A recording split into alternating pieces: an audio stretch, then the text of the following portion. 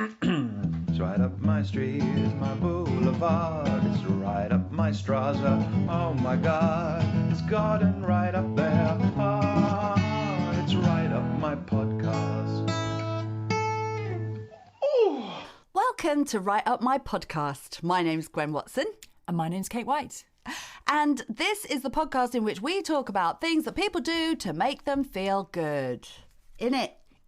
That's right. What have you been doing this week to make yourself feel good, Kate? Well, this has been a kind of something that's been bubbling away over the last couple of weeks, but I've finally taken the plunge. I've pushed myself massively out of my comfort zone, and I have started a master's degree. I know, which is crazy, but that's massive. It's massive, isn't it? Yes. It's really exciting. It's a bit overwhelming. I'm going to have to get mega organised in order to keep on top of it all. But so far we're in week 1. How's it going week 1? It's exciting. Oh, that's good. I feel like my brain is on fire, which it's needed. In a good way. In a good way. Yeah, in great. a bubbling way. Oh, that's excellent. What about you, Gwen? What have you been doing? Can I just say though that no matter how busy you get, can you always prioritise the podcast? The podcast comes above family members. Yes. Above kids. Above husband. Sorry, Chris. But also now can it come above your masters? It now comes above Yay! masters. Oh, good. I have to say I'm so impressed by you because when I did my degree, I remember dragging my sorry ass over the final line, the finishing line, and going to my friends. If in a few years I say, I know what I want to do, a master's, can you remind me? Can you remind me of this moment? And just say, no, Gwen, absolutely not. I would never want to do this again. Well, it's only taken me 20 years since I did my undergrad degree for me to forget the horror and the actually pain, do it. Much like childbirth. All right, what have I been doing? Something that's probably not quite as exciting, but what I have been doing is a bit of saying no when people ask me to do things that I know in my heart is going to tip me over the edge. Because I'm already doing loads of stuff, my voiceover, my radio show, my podcast. And then they ask me to do one extra thing. And when a busy person, when you ask them to do it, they're like, yeah, I'll fit that in. I can do that after 11 o'clock on Tuesday. Yeah, sure, in. And then now I've just gone, actually, no. This is a really good one. This is something I need to get so much better at and actually is surprisingly hard to do. It's so hard to do. Yeah. And the other day, somebody asked me to do something, and they needed me to record something, and I've helped them with it a number of times, and I said no. And then I said, but if you get stuck, let me know. Like no, but I'm not comfortable saying no, so do let me know if you need me to do it. And then I was like, what the fuck am I doing? Why is it so hard? Is it because we're just real people pleasers? Why is it so hard to say no? Some people get real thrills out of it. They love it. They're just like, no, I know I'm not going to want to do that. Yeah. And no one seems to mind them saying no. No, and we know immediately. Yeah. Like my friends asked me over for dinner on Monday night. I like to keep my Monday night free because then it just sets my week up. Yes. Especially when you're working, you've got work Monday to Friday and often weekends. But I need to know in my head that I've got nothing expected of me on a Monday night. And it was more relevant when we had social lives, obviously. But anyway, they asked me over for dinner and I was like, that's really nice, thank you. And all through the day I was like, I don't want to go. I don't want to go. How can I get out of this? And it just this sinking feeling that I had to go out that night. That's so miserable. I know. And then in the end I was like, guys, then I had all this extra work to do. I was like, phew, now I can say no to dinner because I've got to do this work. Yes. So why didn't I say that in the first place? That's it. It would be so much easier. They wouldn't have minded. Whereas saying yes and then saying no last minute suddenly just gets people's backs up, understandably, because you'd said yes. Yes, and you don't want to let people down. Just say no, kids. Remember Zammo? He had it right. Just say no. No. Hey, but the other thing I've been doing to make myself feel good is cold water swimming. Well, Gwen, what a coincidence. I know. Because guess what we're talking about this week? I'm really pleased about this. Yeah. Not only because it's something that I've been doing and that I really enjoy, and oh my God, it really, really helps me and my head. Right. But also It's really now, isn't it? Everybody's suddenly talking about it. It is exploded across the media. Programmes, podcasts, articles abounding. Lots of really fascinating research coming out in the news. Yes, about that now, it. because we kind of knew before it's good for your immune system and everything. Wim Hof, obviously, has Indeed. made it massive. If you haven't heard of him, he's awesome. If you just want a quick insight into him, go and check out our favourite woman, Gwyneth Paltrow, on Goop Lab. And I think like episode 2 is all about Wim Hof, so that's a good. But there's plenty about him on the internet. He's basically the Scandi guy who goes and jumps into ice pools. Yeah, and he did it to get over the death of his wife, but it's led to loads and loads of health benefits, hasn't it? Yeah, massively. Depression, helping people manage anxiety in their lives, and this new bit of research that came out this week about how it's been seen to help people with dementia. Amazing. Which is fascinating. Yes. So we went and spoke to somebody who knows considerably more about it than us. Who did we talk to, Kate? We spoke to an amazing woman called Rowan Clarke. So Rowan is an cold water swimming expert. She's also a swim coach, and she's competed in the cold water swimming world championships. I love that story, by the way, when we get to that. Loved it. I know, but she is a font of knowledge, and she speaketh from experience. We caught up with her on a rainy day at Clevedon Marine Lake, where, by the way, there were other people swimming and chatting in the background, just so you know. And we asked her about the benefits of cold water swimming. It's right up my podcast. So cold water swimming has wonderful benefits for your mental health. We've had swimmers down here who've got complex post-traumatic stress syndrome, actually chronic stress for everyday stuff. That build-up of chronic stress, it's really amazing at clearing your mind. It's very mindful, which means that when you get in the water, you really can't think about anything other than where you are and what you're doing, which is wonderful. You soar for 2 days after you've been into cold water. Yeah, that's the thing, isn't it? You get an adrenaline rush when you are submerged into cold water. It's something about the capillaries. Do you know the science behind it? It's basically our body going, what the fuck is happening? I've got to rescue this person. Yeah, so basically your body is the fight and flight response that your body was evolved to have, back in the day when we had to run away from bears and we had to hunt for food and all the rest of it. So it's that really strong fight or flight response where your body thinks, I'm going to die, this is death now. So as you get into the water, your body's very clever, and it's designed to keep you alive. So what happens is all those capillaries in your fingers and your toes and your skin and your hands and your feet close tight, and most of your blood is shunted to your core. So it's there where your organs are needing oxygen and warmth. So it keeps the middle of you really nice and warm, and that makes your blood pressure go up, and it makes your heart rate increase because it has to work harder. And so you get this amazing proper adrenaline rush. You've got all sorts of hormones. Cortisol is another, so your stress hormone is the other hormone that comes into play. And then what happens? You can calm yourself down. That response only lasts for 60 to 90 seconds. Right. And after that, you use your breathing to really calm yourself down and settle yourself in the water.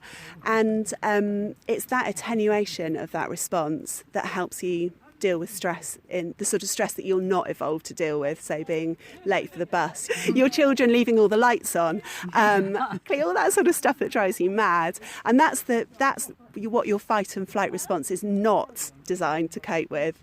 And those continuing high levels of stress that you can get from those sorts of irritations and obviously more chronic, COVID, for example, more chronic situations as well. That's what causes stress and anxiety.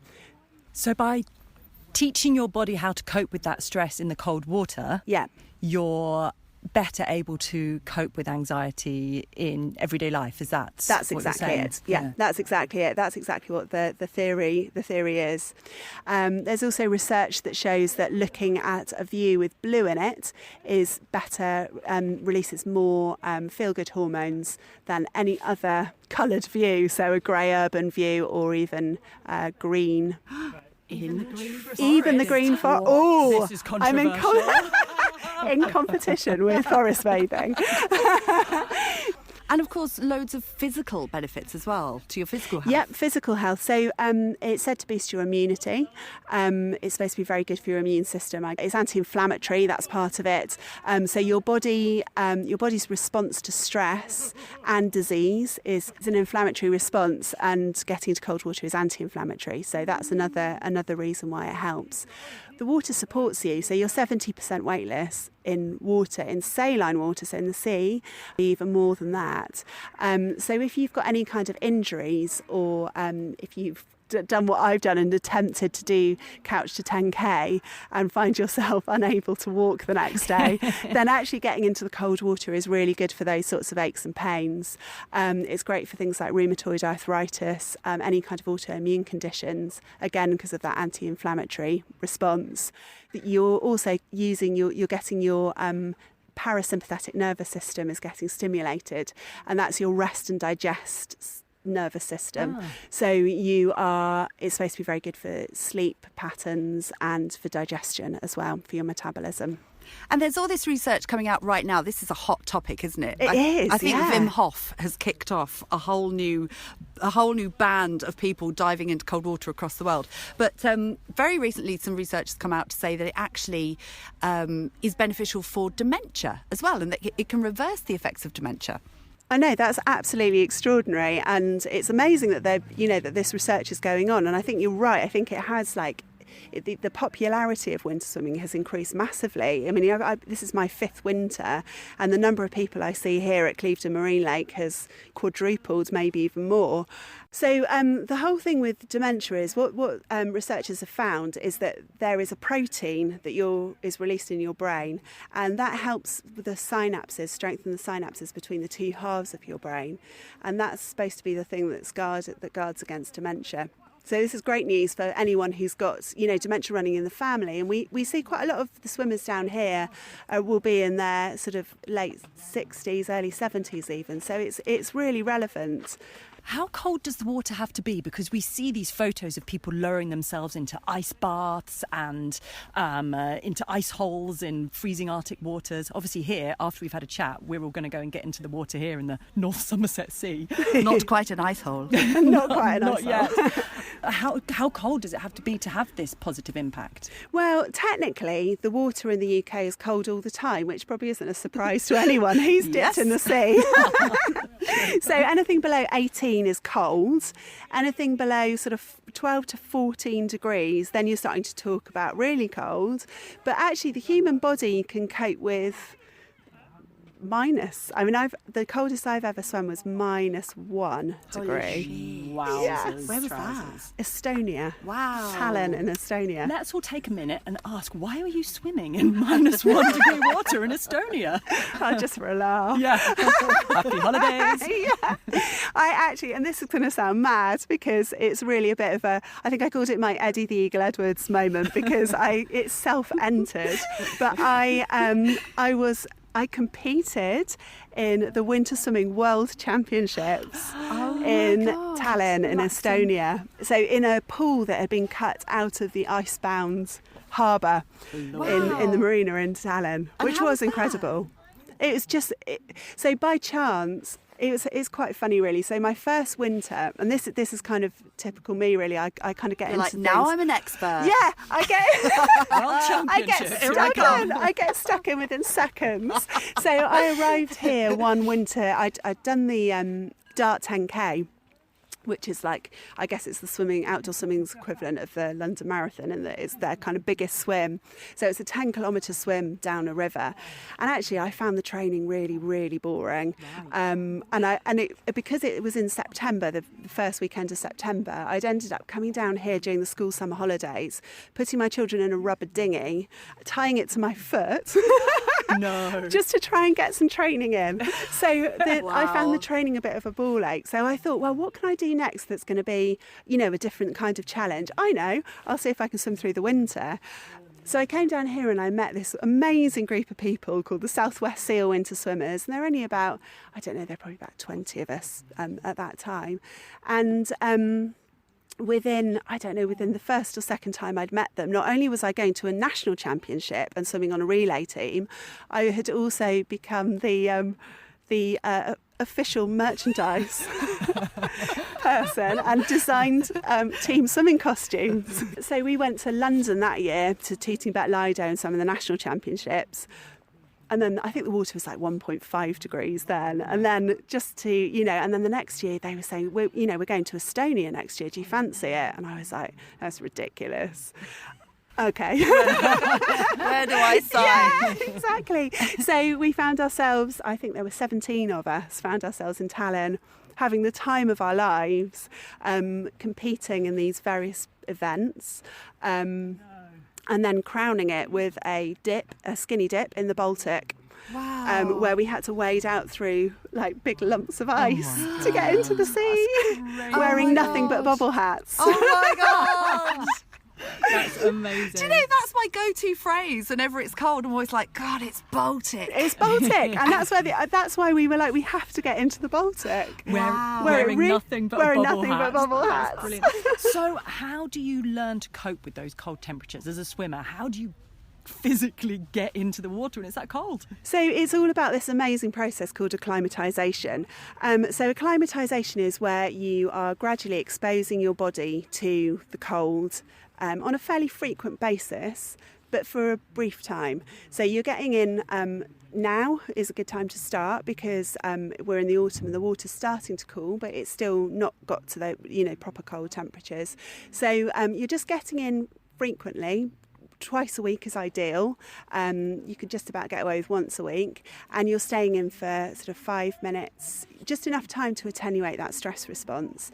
And then it only takes about 5 or 6 swims for your body to start to remember what it feels like and be better at dealing with that cold shock response. So that starts to lessen. The shock response starts to lessen, and then you just carry on. And carry on. And keep going. and keep going. So you're aiming to swim up to 1 minute per degree of temperature.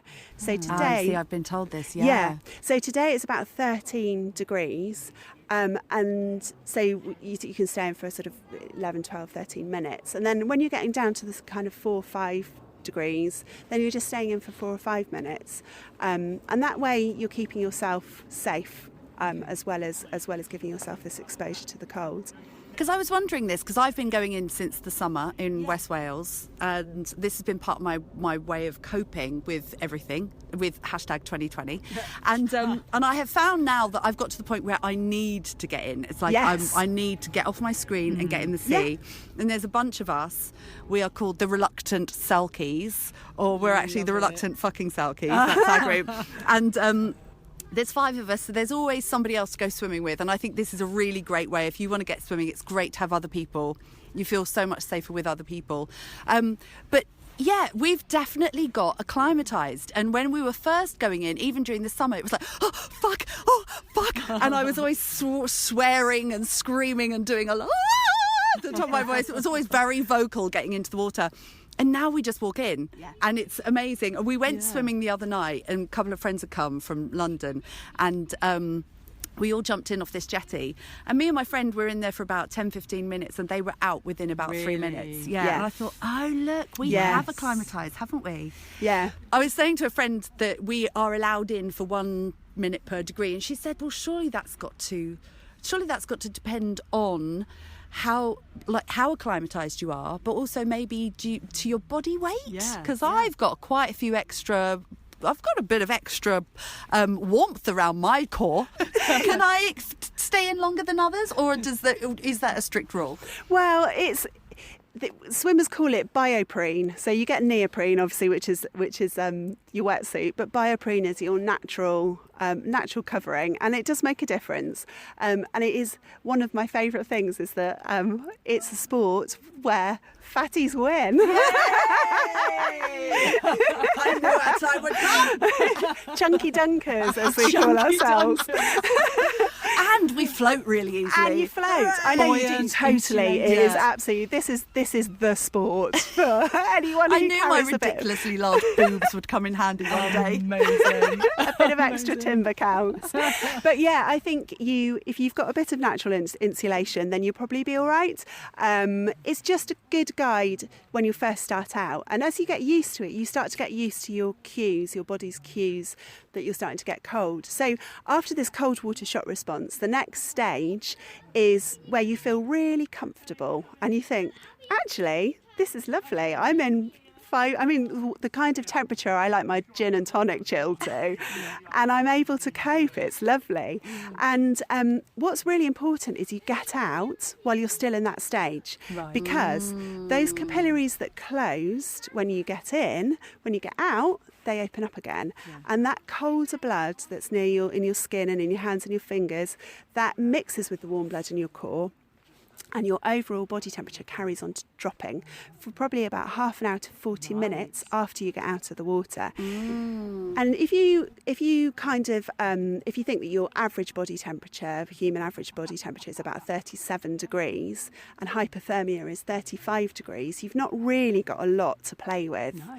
So it's all about getting yourself out and getting yourself warm and dry and dressed nice and quickly. Have a warm drink because that warms you up from the inside. Food is brilliant because shivering and being cold is massively calorie burning. It's a really energy consuming thing.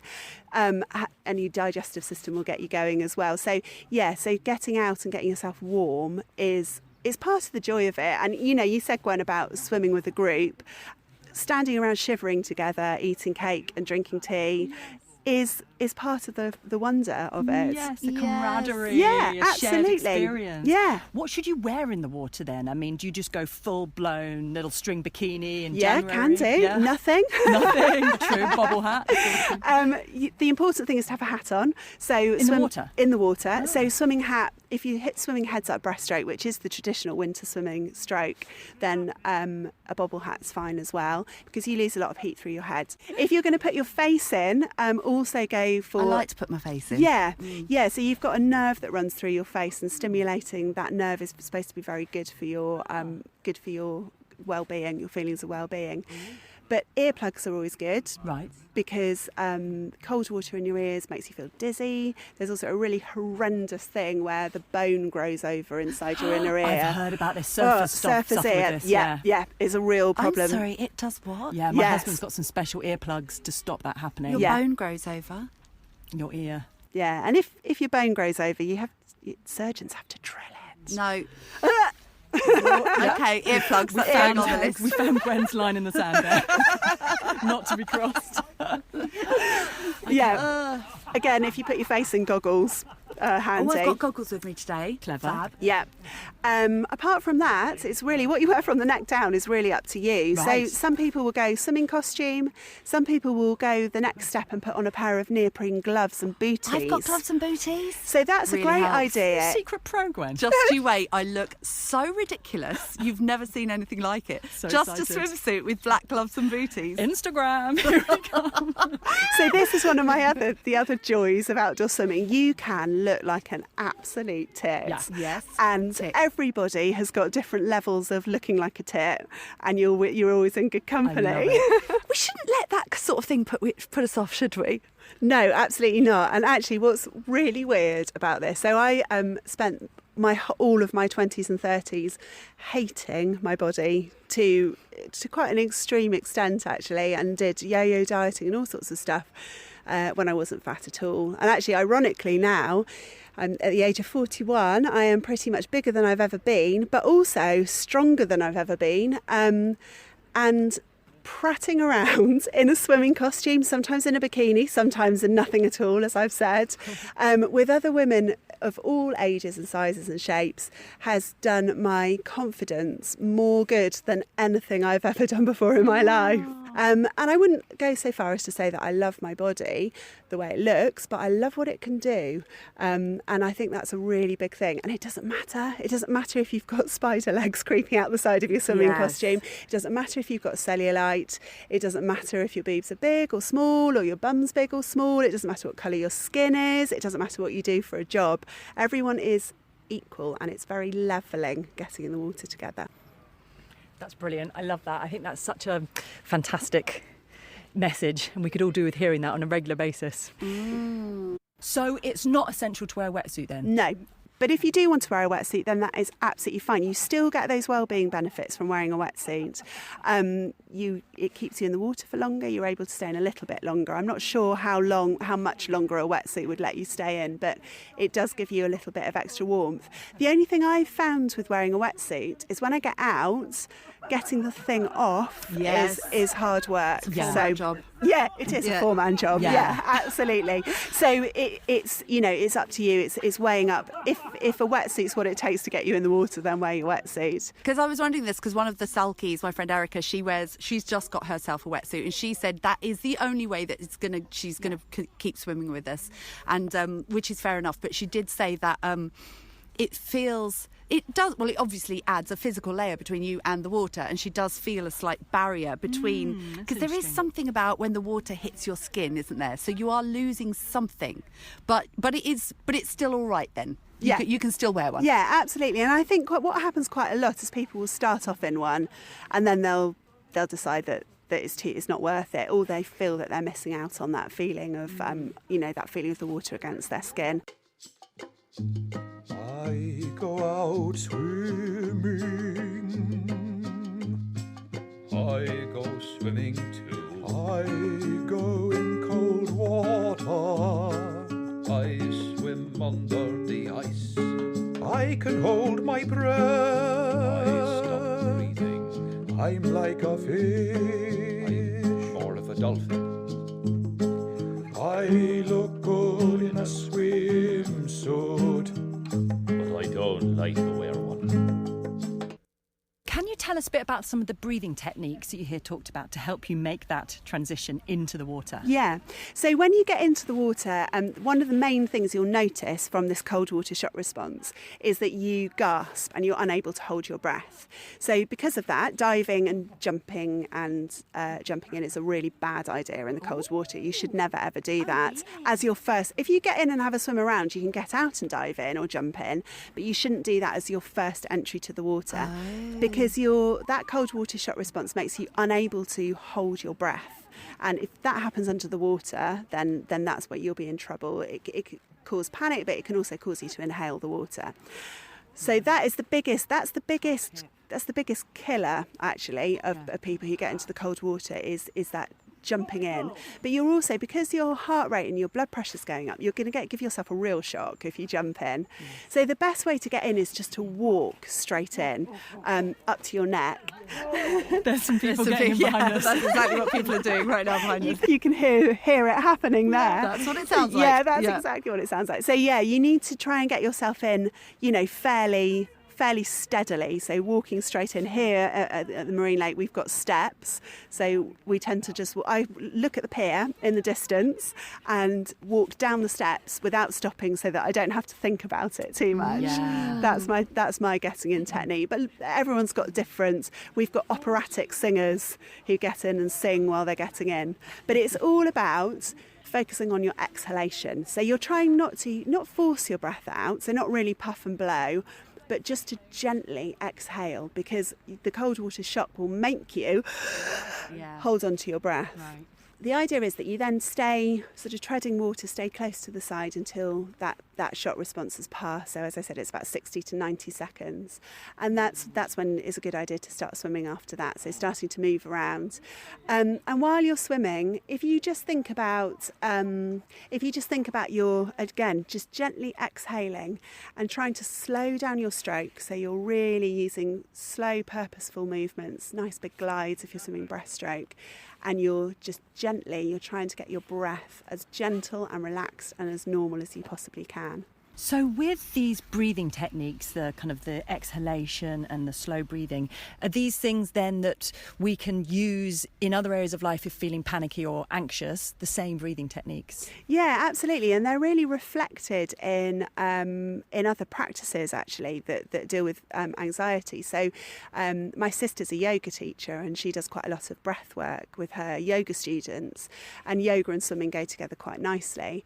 But also meditation any of those sort of martial, Tai Chi, martial arts, anything like that you use your breath. You use your breath to help you almost like engage with your inner strength.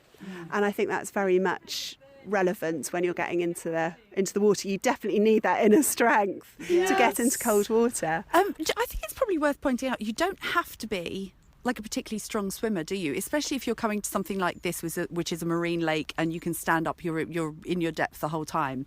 You can get the benefits just by submerging yourself in the water, don't you? You don't need... Well, I guess it helps to be able to move around to keep the blood pumping, but can people come even if they're not swimmers? Yeah, absolutely. It just pays to know a bit about where you're swimming. So, obviously if you're swimming in the sea, you need to know what the currents are like so that you can deal with it. You need to be able to assess the situation on the day. So if, we swam in a storm last year, and the waves, even here in Clevedon, where it's just the Bristol Channel, and we call it the brown silty washing machine because it really churns, and the silt never settles here, so it does look a bit brown. It's clean, but it does look brown.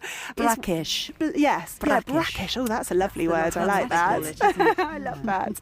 Yeah, so it's really about knowing where you are dipping, but winter is about dipping. So you are, if you can get in somewhere where you're in your depth, you're close to the edge, you're close to your exit point all the time, and that's worth bearing in mind for everyone when they're first starting out in winter swimming.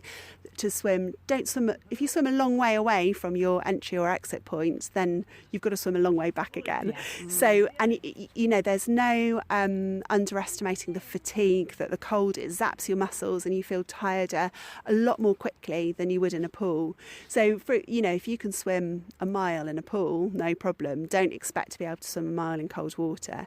So, somewhere like this where there's steps to get in and out, I would just advise like circling around, doing a few laps around close to the edge so that you can get out as soon as you feel you need to, and easily. So earlier you were saying that we shouldn't wait until we get cold before we get out, because that's typically what I do. I'm swimming around, and then I can feel that my arms are starting to get cold, and I'll think, okay, time to go back in. Do you think so? Should we be getting out sooner? Well, I think if you're switched on to how your body feels and you've done it already, then you probably know yourself, and I think a lot of swimmers learn by making mistakes. So there's the thing called the after drop, and that's that bit where the cold blood mixes with your warm blood and your core temperature continues dropping. And what can happen is you can enter the early stages of hypothermia at that stage, and that's where you might find some people will shiver violently, and usually shivering will help. That will help you generate a little bit of heat, and your temperature will come back up after that. But what can happen beyond that is that you can almost get sort of disorientated. You can feel, well, I've done it. I felt faint and weird and sick and dizzy.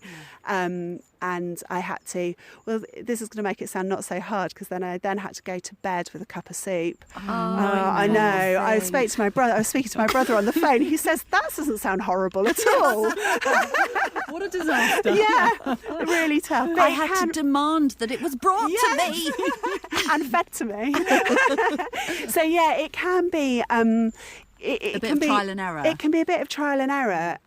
So that's why that sort of minute per degree and getting out while you still feel comfortable is a good place to start. And then once you've done it, once you've started to become acclimatised, once you've been 6 or 7 times, then you can maybe see if you can stay in a bit longer. But I'm always err on the side of caution, and only because since I've been coaching I have seen people come a cropper. Have you? Yeah, I have. Yeah. I did have to call an ambulance once, which was the most horrible thing that I've ever been through. So this poor guy had it's called post-circum collapse, and what it is when you're in the water and your blood pressure has gone up, your blood pressure then drops down a bit, and the water holds your blood pressure, so the pressure of the water keeps it in place. And you go from horizontal to standing and come out where the air is much less dense, and your blood pressure can go through the floor. So this is what happened to this guy, and he went very, very pale and he fainted. And he was about 6'3", so that was quite interesting, trying to catch him and get him down on the floor. We got him as wrapped up and warm as possible, and we waited a very, very long 25 minutes for an ambulance to come. And when the ambulance came, interestingly, they couldn't find his blood pressure. So that's what was going on, that the blood wasn't circulating around his body properly. So there is a dangerous side. And, you know, I think life is about taking risks, isn't it? And you're weighing up the benefits versus the risks. And I think as long as you are sensible, then the benefits will far, far outweigh the risks. But it is worth being aware of what they are. Also, this guy happened to have tonsillitis and he didn't know it. So I think his body was already if you're fighting sick, something. exactly. I mean, it improves your immunity, cold water swimming does. But if you're already ill, then, or if you're not feeling quite right, if you're not hydrated properly, if you're hungry, all those sorts of things can affect your ability to cope with the cold. That's really useful information, actually. Is there any other groups of people who maybe should not get involved with cold water swimming? I think if you have got high blood pressure and it's not controlled, then you should be very cautious about it and you should speak to your GP for sure. Ditto heart conditions. So if you've got a heart condition, I'm not a medic, so I can't say which conditions, but you don't want to find out the hard way that your heart condition's not great for cold water. So it's worth checking with your medical expert there. Some kinds of sort of pain, you know, like chronic pain conditions, the cold could possibly make your muscles feel more painful than and not reduce it. So again, it's worth just checking with your GP. If you've got if you're immunocompromised, then it's worth checking because obviously bodies of water in the winter in this country, they're not tested. The sea isn't tested. The sea's pretty safe compared to rivers in terms of water quality. I think there have been some pretty damning reports on the quality of water in rivers recently. There are websites, aren't there, where you can find out which beaches or rivers? Yeah, absolutely. So for the sea, Surfers Against Sewage is the place to go, and they will release pollution risk warnings. So that's a good thing to keep an eye out for. And for the Rivers Trust is a good place to go, and also the Environment Agency. Rivers are much colder than the sea, aren't they? I haven't dipped a toe in a river yet. It depends which part of the river you're in. So technically, where we are now on the Bristol Channel is the end of the river. But yeah, if you go close to source, then it's freezing all year round. Up a mountain, or up onto like Dartmoor or Exmoor or anywhere like that, it's going to be cold. I had a scary experience actually with my brother in a little tarn in the Lake District. It was probably about this time of year, and we went in, so jovial. And as I was getting in and I was out of my depth, I was having to swim, I couldn't get my breath. No. I couldn't calm it down and settle it. And I could feel myself hyperventilating to the point where I genuinely got a bit panicked and had to kind of like splash and panic to get back into my depth and be able to wade out again.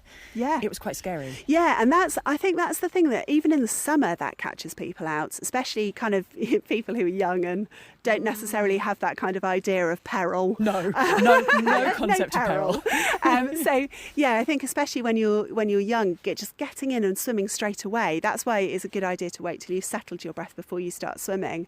There's also a thing called cold water incapacitation, and that's where your muscles just don't really work. They kind of spasm and they, and you can't get a meaningful stroke. So I remember when the first year I swam and I got into water at 6 degrees. This is when it happened to me for the first time, and my hands, I was like, claws. My hands had kind of frozen, but they'd inverted, so I couldn't. I was sort of swimming this pathetic breaststroke and not getting anywhere. And not really getting anywhere. Luckily, I've got a good kick, but I'm thinking this is really weird. So the next time I swam, I set my hands in the right position for swimming breaststroke. So when they froze, they were useful at least. Little frozen paddles. Yeah, exactly. I just want to go back briefly. So people have been swimming, they've got out, and it's the all-important time to warm up. Yes. Because I've been told you've got to get off your wet things as quickly as possible, haven't you? Yes. And obviously layer up. You've got the perfect thing, one of these dry robes. I've got one that's on order. It's apparently coming in November from somewhere or other. Chop chop. Yeah, I know. I've got to stick at this winter swimming just so I can use my bloody robe. And and hats and layers and etc. Now, I've been told you shouldn't have a shower because that's an automatic thing to want to do, isn't it? To jump into a hot bath or a hot shower. Apparently, that's a no-no. It's an absolute no-no. And the reason for that is because I talked earlier about that vasodilation thing where your capillaries open up again and that cold blood floods to your core. If you get in the hot shower, it does that too fast. So the more minor thing that happens is that you can get something called chilblains, which is where your capillaries actually burst. And it is the itchiest. I remember my nan having chilblains. Oh, do you? Yeah, wasn't that a thing that old ladies had? Yeah. It sounds like it should and be, it's a circulatory thing. So I guess you can get it just from being cold. Or being old. And being old. Being Or old being and cold. and old, yeah. How we laugh.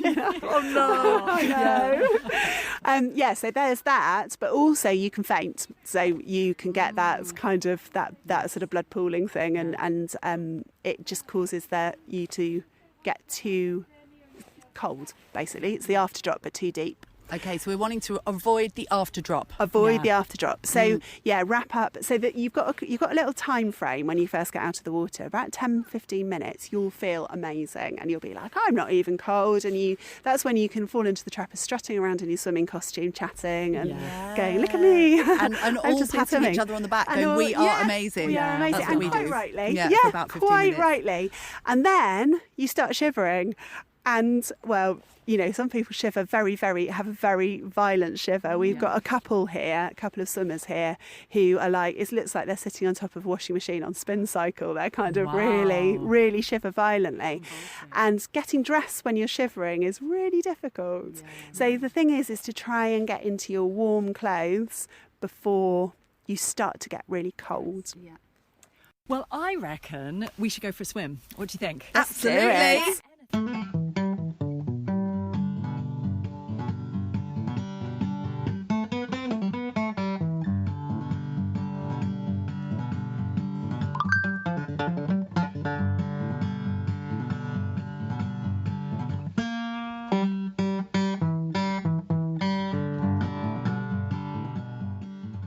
All right, so as well as interviewing people about awesome ways to make you feel good, we like to try them out ourselves. Now, I'm a bit of an old hand at the cold water swimming suddenly, having been doing it for a few weeks or months, whereas Kate had not done it before. No. So I thought I would capture the moment Kate tried it herself. Okay, here we go. We are now stepping towards the side of Clevedon. Is it Clevedon Marina Lake? Clevedon Marine Lake. Clevedon Marine Lake. Without the Without the hence no boats. France, I wish. Okay, I'm still in my dressing gown, so I'm just going to observe this moment. Kate, how are you feeling about getting in? I'm feeling really scared because I can already feel the cold air coming off the surface of the water. Because have you done this much before? Not in the winter. In the summer, I find open water has a magnetic force. I just want to go in it and get in it. But in the winter, I very quickly lose that desire. Yeah. And while we were talking to Rowan earlier, we could already hear people screaming and squealing in the background about the temperature of the water.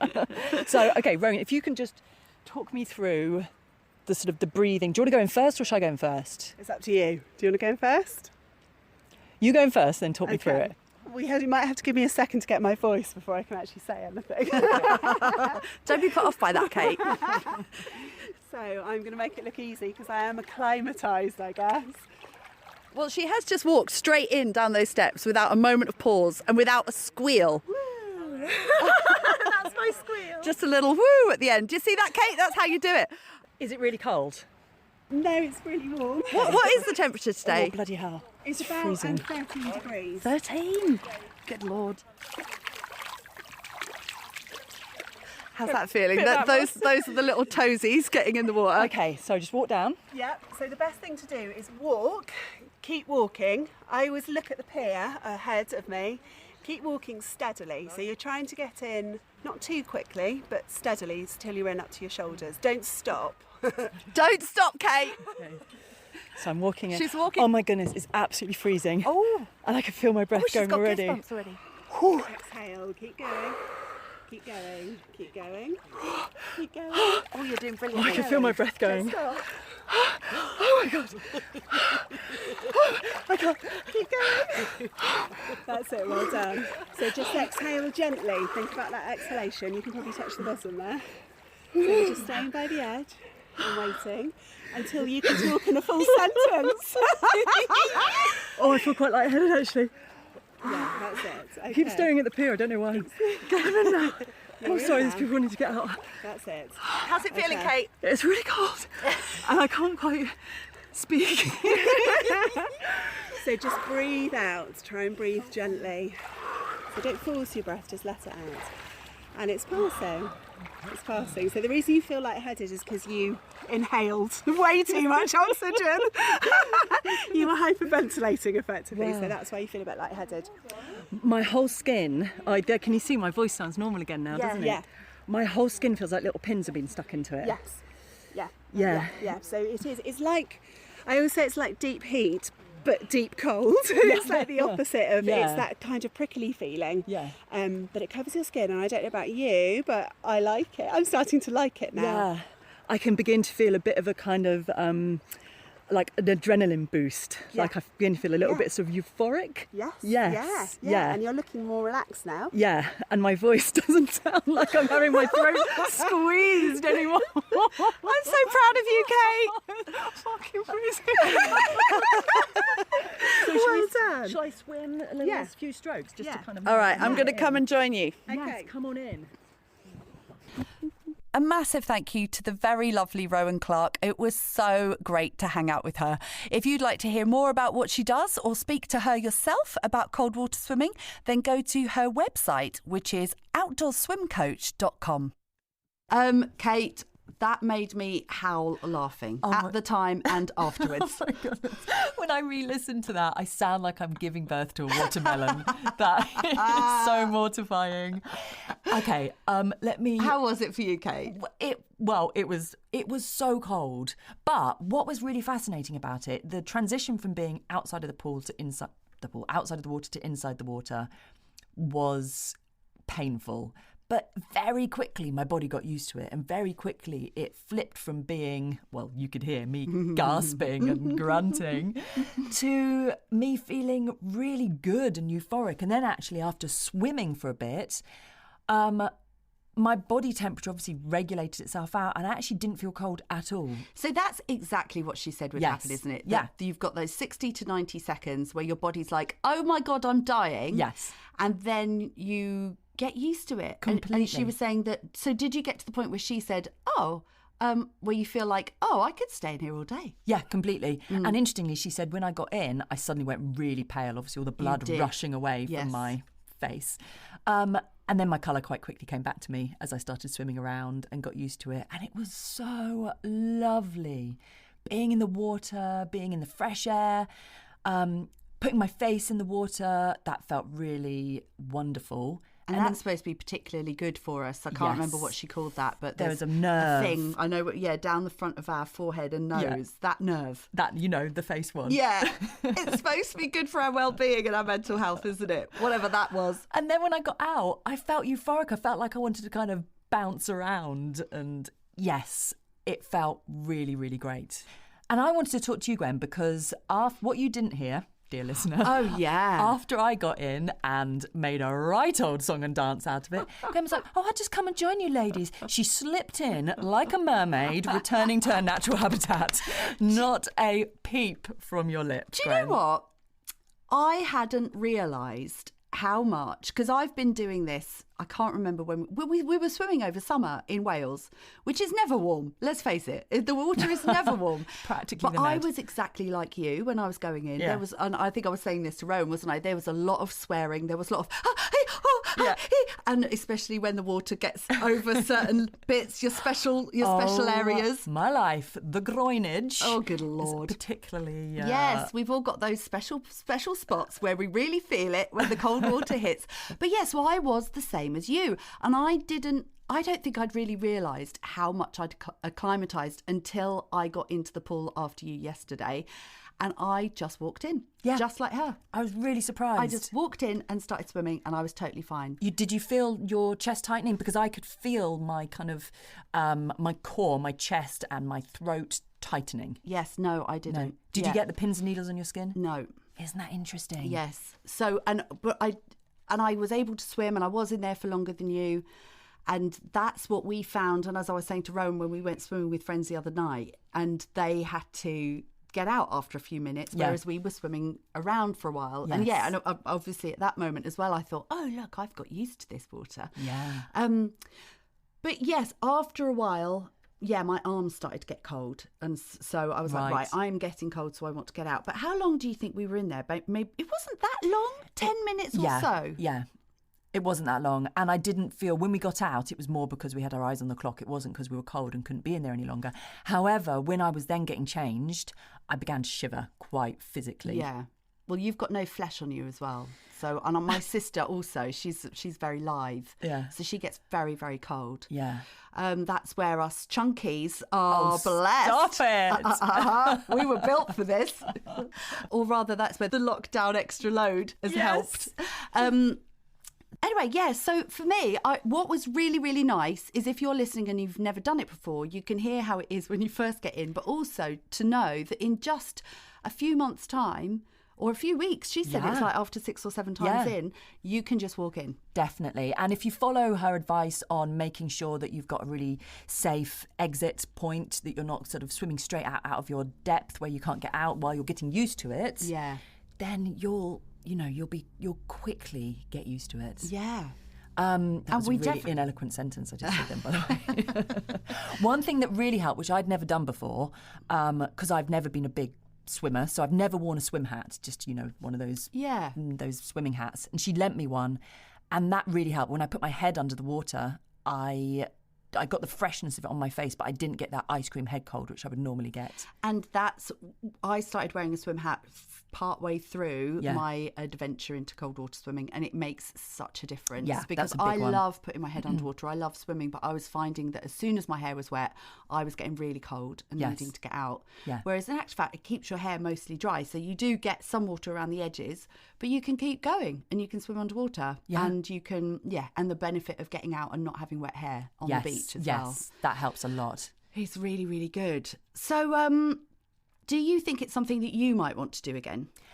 100%. I'm lucky enough that I live close enough to the marine pool, so I can go there and other places. And obviously you live close to the beach as well. But I really, really do. Not only because of the way it made me feel amazing afterwards. Being in the water and after the water, it felt amazing. But also listening to Rowan talk about the benefits it has on our body, it just feels like it would be such a beneficial thing for me to start doing.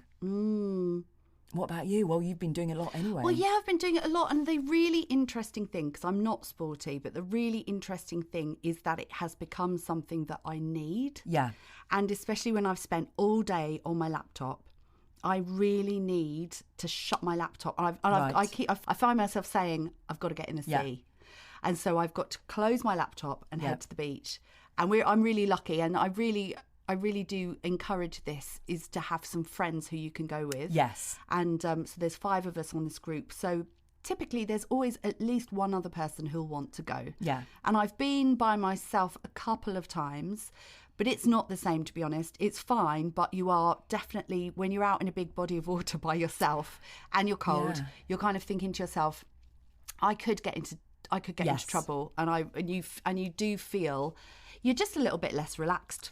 Yeah, and it's a real danger, that as well. So you do have to be mindful of that, don't you, when you go out? Yeah. And definitely. Even though, like, when me and my friend Daisy, we were swimming out to go like to the edge of this headland when we're in this bay, and I was sort of saying, I don't suppose either of us could really drag the other one back. I don't know if either of us, if there was an emergency, I don't know how useful either of us would be in it, but we both felt more confident. it's hard to do. Bodies are heavy. Yeah, and we're not trained. No. I'm sure we were at some point while we were wearing pyjamas in a veruca-filled pool in West Wales. So yeah, you've got to be careful. And like she was saying, don't go too far out because you've got to swim back. So you don't want to be too far out. But it honestly makes me feel so good when we go. And I love our little gang. It's a social thing as well, which we need at the moment, don't we? And as it gets colder, the point is you're going in for less time. So if you're going by the 1 minute per degree kind of rule, when it's 5 degrees water, you're only going in for 5 minutes. But you're going to get the benefit. And if it's 1 degree, you're going in for 1 minute, you're going to get the benefits. That's it. And actually, I never really go to the swimming pool and spend half an hour doing lengths. I find it quite boring. So this works for me brilliantly. Just a quick dip, 5 minutes, out again, feeling great. Yeah. Yeah. Yeah. And a hot chocolate afterwards. We treated ourselves, didn't we? It was so good. And all the chocolate bars I also brought at the same time. I also got quite a bit of chocolate as well. Our body needed it. It's science. But it felt so good. So yeah, cold swimming. Do it. Thank you for listening to Write Up My Podcast. As always, we'll be back in 2 weeks with our next episode. And in the meantime, if there's anything that you want to get in touch with us about, you can email us at writeupmypodcast@gmail.com. And you know what else would be really, really nice is if you listen to this podcast on Apple Podcasts. What would be really, really awesome and helpful to us is if you could rate it 5 stars, and leave us a review. And in fact, you can use that if you want to make a suggestion. You can put in there something that makes you feel good. We would love that. It's so great to hear from you. And when we do get feedback, it's always really fun to read. It's so great. Yes. Absolutely love your feedback. Do keep it coming. And it just... actually, can I just read out my favourite piece of feedback, which was from Claire F. And she says, I'm struggling to find the time to keep up with all the new things I now want to incorporate into my life after listening to your podcast. So I'm going to start touching myself in the woods while listening to ASMR videos. I love it. So efficient with her time. Thank you, Claire. Really appreciate that. And as always, thank you to the fantastic team of people who help us get these podcasts out. Yes, we've got Andy Turvey, who's editing. We are really pushing him this week. Thank you, Andy. And Andrew Grimes, who does our amazing music, and Kat O'Brien, who is our awesome content editor. Thank you very much, you awesome people. So until we next speak to you, keep doing things that make you feel good. Bye-bye. Bye. Tell me, did you like the podcast, Brian? No! Oh. If, unlike Brian, you thought our podcast was really great, then don't hold back. Like, subscribe, and tell your mate. But if, like Brian, you thought our podcast wasn't fun, then just keep quiet. Don't feel the need to tell anyone. We'd love to hear from you if you've got some thoughts to share. Such rich and lovely views that all should be aware of. But I hope you liked our podcast and you thought it was really great. And if you did, like, subscribe, and tell your mate. 'Cause we don't need grumpy pants bringing everybody down. No, we don't need negative Nellies making people frown. So I hope you liked our podcast and you thought it was really great. And if you did, like, subscribe, and tell your mate.